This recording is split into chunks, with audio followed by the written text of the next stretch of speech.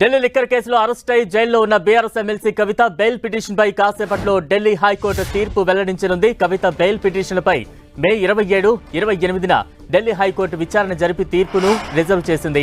Liquor policy ED కేసులో మార్చి 16న, CBI కేసులో April 11న కవిత arrest అయ్యారు. 3 నెలల నుంచి కవిత తీహార్ జైల్లోనే ఉన్నారు. మొదట లిక్కర్ పాలసీ మనీ లాండరింగ్ కేసులో కవితను ఈడీ అరెస్టు చేయగా తర్వాత సిబిఐ అరెస్టు చేసింది. అప్పటి నుంచి కవిత బెయిల్ కోసం దరఖాస్తులు చేసుకుంటూనే ఉన్నారు. అయితే లిక్కర్ కేసులో కవిత కింగ్ పిన్ గా చెబుతున్న దర్యాప్తు సంస్థలు బెయిల్ వ్యతిరేకిస్తున్నాయి. కవితకు బెయిల్ ఇస్తే కేసు దర్యాప్తుపై ప్రభావం పడుతుందని, మహిళ అయినంత మాత్రాన బెయిల్ ఇవ్వాల్సిన అవసరం లేదని ఈడీ, సిబిఐ వాదిస్తున్నాయి. కవిత నేరం చేశారని తెలిపే వాట్సాప్ చాట్లు తమ వద్ద ఉన్నాయని కోర్టులో వాదన వినిపించాయి. ఫోన్లో డేటాను కవిత ధ్వంసం చేశారని కూడా ఆరోపించాయి. లిక్కర్ కేసులో కవిత ప్రధాన లబ్ధిదారని, ఆమెకు కొత్తగా అనారోగ్య సమస్యలు లేవని దర్యాప్తు సంస్థలు తెలిపాయి. కవిత అరెస్టు నిబంధనలకు విరుద్ధంగా, చట్టవిరుద్ధంగా జరిగిందని ఆమె తరపున వాదనలు వినిపించిన విక్రమ్ చౌదరి, నితీష్ రాణా తెలిపారు. లిక్కర్ కేసులో కవితకు వ్యతిరేకంగా ఎలాంటి ఆధారాలు లేవని చెప్పారు. మహిళలను విచారించే విషయంలో స్పష్టత కోసం సిఆర్పిసిలో ఉన్న అంశాలను లేవనెత్తుతూ సుప్రీంకోర్టులో పిటిషన్ దాఖలు చేశామన్నారు. ఈ పిటిషన్పై సుప్రీంకోర్టు విచారణ సాగుతుండగానే అరెస్టు చేశారని ఆరోపించారు. రాజకీయ కక్షపూరిత విధానంతో నమోదు చేసిన కేసులో అన్ని వివరాలు పరిశీలించి బెయిల్ మంజూరు చేయాలని కోరారు.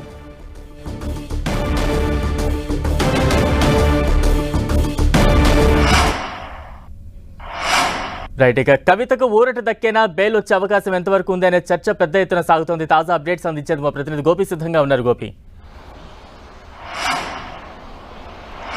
ఎస్ బలరాం, బీఆర్ఎస్ ఎమ్మెల్సీ కవితకు బెయిల్ వస్తుందా లేక ఆవిడ జైల్లోనే గడపాల్సి వస్తుందా అనేది మరి కాసేపట్లో తేలబోతోంది. ఢిల్లీ హైకోర్టు జస్టిస్ స్వర్ణకాంత శర్మ ధర్మాసనం కవిత బెయిల్ పిటిషన్ల పైన తీర్పుని వెలువరించబోతున్నారు. 2:30 గంటలకి కవిత బెయిల్ పిటిషన్లు ఈడీ అలాగే సిబిఐ 2 కేసుల్లోనూ కవితకు ట్రయల్ కోర్టులో చుక్కెదరవడం జరిగింది. ట్రయల్ కోర్టులో బెయిల్ నిరాకరించడంతో హైకోర్టుని ఆశ్రయించారు కవిత గత మే నెలలో. అయితే మే 27, 28 2 తేదీల్లో కూడా విచారణ జరిపి తీర్పును రిజర్వ్ చేయడం జరిగింది.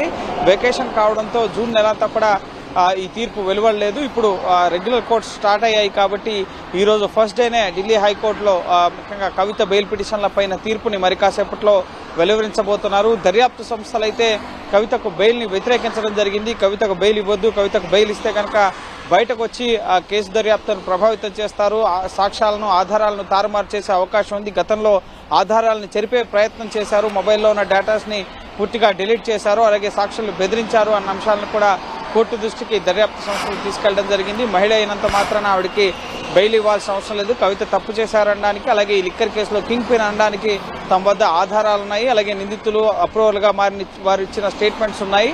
జడ్జి ముందు వారు స్టేట్మెంట్స్ ఇచ్చారు. సో కవితకు బెయిల్ ఇవ్వొద్దనే దర్యాప్తు సంస్థలు కోర్టును కోరుతున్న పరిస్థితి. అయితే ముఖ్యంగా కవిత తరపు న్యాయవాదులు విక్రమ్ చౌదరి అలాగే నితీష్ రాణా హైకోర్టులో వాదనలు వినిపించారు. కవిత తప్పు చేసింది అనడానికి కానీ కవితకు వ్యతిరేకంగా ఎటువంటి ఆధారాలు లేవు. కేవలం నిందితులు అప్రూవల్గా మారిచ్చిన వారి స్టేట్మెంట్స్ ఆధారంగా రాజకీయ కోణంలో ఈ కేసు దర్యాప్తు జరుగుతుంది. కవిత ఒక కీలక రాజకీయ నాయకురాలు. సో రాజకీయ కక్ష సాధింపు చర్యలో భాగంగానే ఈ అరెస్టు జరిగింది. కానీ కవితకి సంబంధించిన ఆర్థిక లావాదేవీల వ్యవహారంలో ఎన్ఫోర్స్మెంట్ డైరెక్టరేట్ అలాగే సిబిఐ వద్ద ఎటువంటి ఆధారాలు లేవు అని చెప్పి వాదనలు వినిపించడం జరిగింది.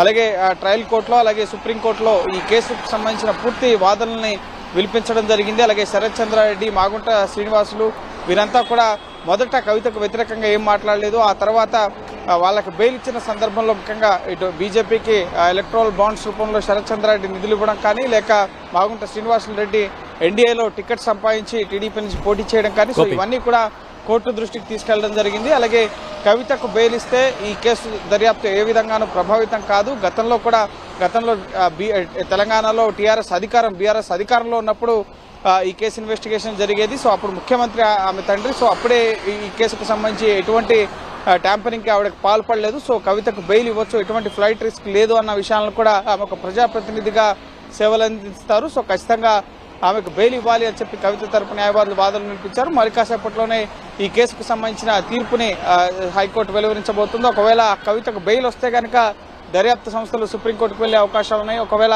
కవితకు బెయిల్ రాకపోతే కవిత తరపు న్యాయవాదులు సుప్రీంకోర్టును ఆశ్రయించే అవకాశం ఉంది. తీర్పుపై కవిత తరపు న్యాయమూర్తులు ఎటువంటి ధీమాను వ్యక్తం చేస్తూ ఉన్నారు?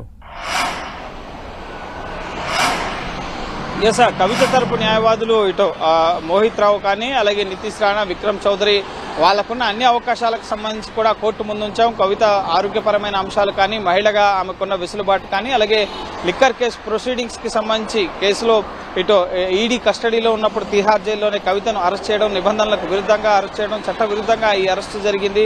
సుప్రీంకోర్టులో కేసు విచారణ జరుగుతున్నప్పుడే మహిళల ఈడీ విచారణకు సంబంధించిన అంశాలపైన సుప్రీంకోర్టులో కేసు పెండింగ్ లో ఉన్న సమయంలోనే కవితను అరెస్ట్ చేశారు. వీటన్నింటినీ కూడా కోర్టు దృష్టికి అయితే తీసుకెళ్లారు. అయితే ఈ అన్ని అంశాలపైన ఈడీ కూడా కౌంటర్ ఆర్గ్యుమెంట్స్ వినిపించడం జరిగింది. కవిత తరపు న్యాయవాదులు చెప్పిన ఆర్గ్యుమెంట్స్, అలాగే ఈడీ తరపు న్యాయవాదులు కూడా వాటి కౌంటర్ ఆర్గ్యుమెంట్స్ ని సబ్మిట్ చేయడం జరిగింది. సో కవిత తరపు న్యాయవాదులు వీరు ఆశాభావంతో ఉన్నారు. అలాగే కవిత కుటుంబ సభ్యులు కూడా, ఎందుకంటే 3 నెలలుగా కవిత తిహార్ జైల్లోనే ఉన్న పరిస్థితి ఉంది. సో ఆవిడ విడుదలవుతారు, హైకోర్టులో ఊరట దక్కుతుంది. ట్రయల్ కోర్టులో రాని వారికి హైకోర్టులో బెయిల్ లభించిన ముఖ్యంగా సందర్భాలున్నాయి. మాగుంట రాఘవ్ కానీ, శరత్చంద్రారెడ్డి కానీ వీరందరికీ కూడా హైకోర్టులోనే బెయిల్ వచ్చింది. కాబట్టి సో కవిత విషయంలో కూడా హైకోర్టులో బెయిల్ వస్తుందని చెప్పి ఇటు కవిత తరపు న్యాయవాదులు కానీ, కుటుంబ సభ్యులు, అలాగే బీఆర్ఎస్ శ్రేణులు, ఇటు జాగృతి శ్రేణులు వీరంతా కూడా ఎంతో ఉత్కంఠగా ఎదురు చూస్తున్నారు. సో మరి కాసేపట్లోనే కవితకు బెయిల్ వస్తుందా, ఈ liquor policy, ED money laundering case, అలాగే సిబిఐ అవినీతి కేసులో, లేక కవితకు బెయిల్ నిరాకరిస్తుందా హైకోర్టు అనేది తెలబోతుంది. ఒకవేళ కవితకు బెయిల్ నిరాకరిస్తే కనుక ఇప్పటికే 2 దర్యాప్తు సంస్థలు కూడా ఛార్జ్ షీట్ ఫైల్ చేశాయి. సో ట్రయల్ ని ఎదుర్కోవాల్సి ఉంటుంది కాబట్టి ఇప్పటికే దానికి సంబంధించిన విచారణలు ట్రయల్ కోర్టులో కొనసాగుతున్నాయి. ఒకవేళ బెయిల్ రాకపోతే కనుక సుప్రీంకోర్టును ఆశ్రయించే ఆలోచనలో కూడా కవిత తరపు న్యాయవాదులు ఉన్నట్లుగా తెలుస్తోంది. థాంక్యూ గోపి.